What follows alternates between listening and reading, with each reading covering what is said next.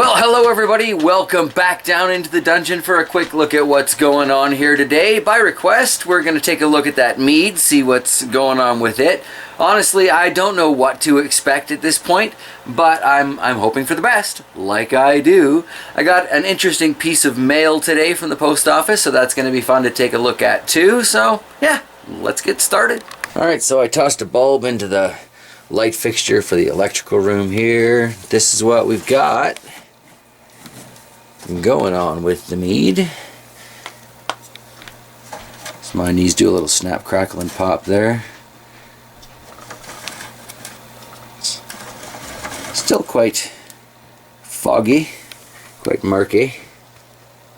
Most of the honey is settled back on the bottom there, so that vigorous shaking that I gave it really doesn't seem to have done anything for me.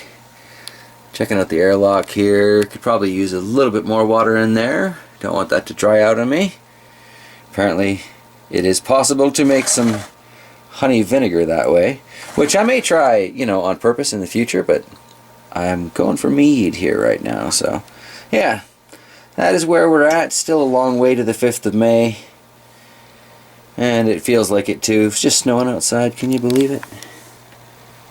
Does look kind of cool though. Quite curious to watch this as it goes along. So I mentioned getting something in the mail today, and of course doesn't want to come out one-handed. These things never do.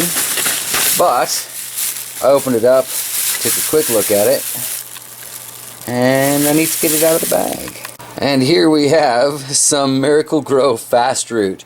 Alright, so some backstory on this. I've been chatting back and forth with a gentleman on Facebook, on the JT Bear page there, and he's just quite disappointed by all of the cuttings that have come to die in my dungeon, and would like to see some of them actually succeed. So he sent me some rooting powder, and the hope is that maybe I can actually get a pepper cutting to root and be a new plant, because, you know, you've all heard it a million times. This is my goal here, and it shouldn't be such a complicated thing. Yeah, so based on that, I think we're going to take a couple cuttings from the El Oro de Ecuador over the course of the day here. I'm going to take a quick look at the instructions on the back of the label here. Pretty sure I know how this works, but at this point, you know, someone has gone to great lengths and expense for me to try and root this stuff, so I'm going to read it and try and do it right. On that note, I have 3 of the mini party cups soaking up some moisture from the bottom there. These are cut so that they have drainage, just like the larger double cup ones, but tiny. So we're going to go with 3 cuttings, and I've got these canning jars here.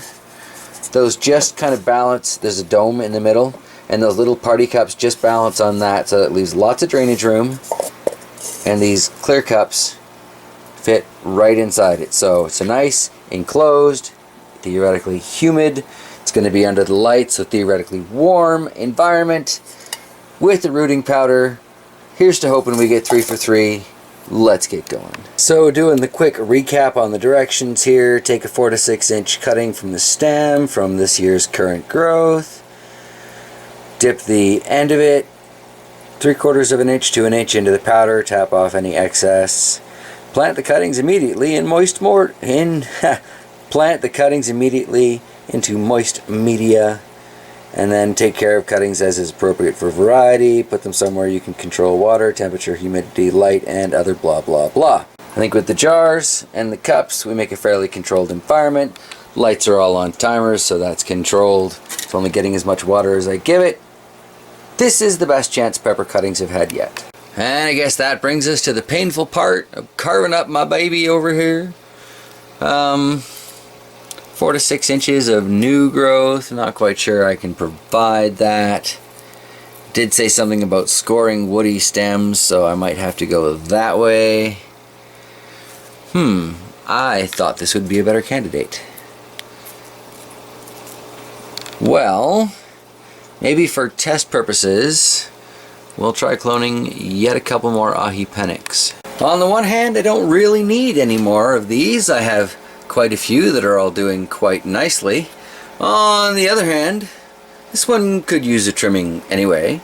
So I see at least 1, 2 good cuttings. No, 3 over there. Yeah. I guess we're going to play with the pennix this time around. Which means, as I look at this and the size of those leaves and think about those little tiny party cups I was about to try and root cuttings into, that's not going to work. I've got a couple of larger styrofoam cups around. So that seems like a more realistic fit. Alright, please forgive the furnace going in the background here.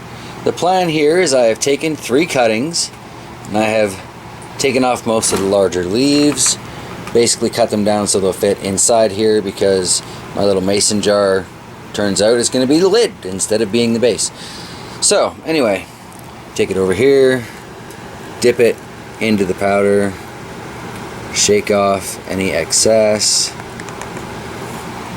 and then stuff it into our moist medium, which I think I need 2 hands for.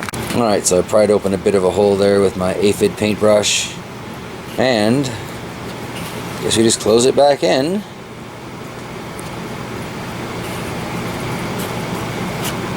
And hope for the best. If this does work, then I'm definitely going to have to find a way to clone that ahi, not the ahi panic, that's what we are cloning. The El Oro de Ecuador. Alright, so it's kind of a tight fit, but hopefully that'll work. I've known a lot of people that put a lot of faith in that rooting powder or rooting gels. Everybody's got a preference one way or the other, but they all swear you need one of them rooting compounds to get her done, so here's to hope. I'm going to do these last 2 and we'll get back to it. Alright, dusted, plunked, lid, labeled, stuck under the light. I have done all that I can for them. Here's to hope. It would be really great if something finally does make a difference for me. Speaking of making a difference, I have decided that I am going to pull the last 3 little tiny pepper starts out of this tray, transplant them into double cups, and free up the space, because I was going through my seeds, and wouldn't you know it, as it turns out, I've got at least another 48 varieties that are not currently growing or sprouted down here. So really, I could do both trays. This one's nowhere near ready to be mucked about with, but it is very tempting to try another 24 varieties down here. At the same time, you know, it's about 2 inches or 2 fingers wide for these cells. Oh, there goes my little topper cut there. Are these large enough to start melons? Apparently I should be starting melons right about now, according to my little when to plant chart. Just seems like these cells would be so small for them. I do have a couple short stacks of these little fiber pots kicking around, and I've seriously toyed with the idea of planting into those, but I don't really have too many of them, and I have a lot of melons I want to plant. Grrr! I have to make some decisions here along the way. In the good news side of things, this is that weird wicking sprouting container, and if you look carefully you can see there are 2 potential purple freaks sprouted up in there, so that is wonderful. I am very much hoping they don't turn out to be the Super Chili cross, but maybe one of the other varieties that crossed instead. Oh, there we go, and wait for it, gratuitous ladybug shot. Gotta have the ladybugs. Seriously though, these little things are doing a great job helping me fight the aphid wars. Way less plants being taken down by those buggers this year than the past couple years here, so I'm very excited indeed. So I guess that's where I'm going to wrap things up today. Kind of a hopeful thought towards those 3 cuttings from the ahi panic. If that works, then I'll definitely dive into trying to root some cuttings from the El Oro de Ecuador. Seems to be a shortage of seeds in the community. So yeah, it would be great to have a few plants producing those peppers, so I'm sure that we'll get a few seeds at least, right? Always better to cover your butt. So I guess that's where we're gonna wrap it up today, and yeah, I will see you guys tomorrow, possibly from down in the dungeon, possibly out in the yard. It's snowing like I said earlier, so I don't know. I'd like to give you an update on how those water bottles are doing, cleaning out the fire pit, and how that black tarp is doing, trying to find those windows.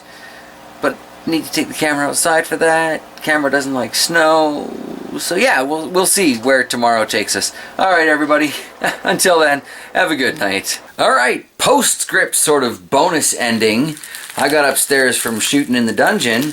Apparently Fuzzy had been to the post office, and he came up with these. One of you might recognize these. Mr. Alberta Pepper, perhaps? I think I have some of those homemade s'mores, and I'm pretty sure there's one in here for me, and I'm pretty sure there's one for Chox. So, I guess we know what we're doing tomorrow. Alright, see you later.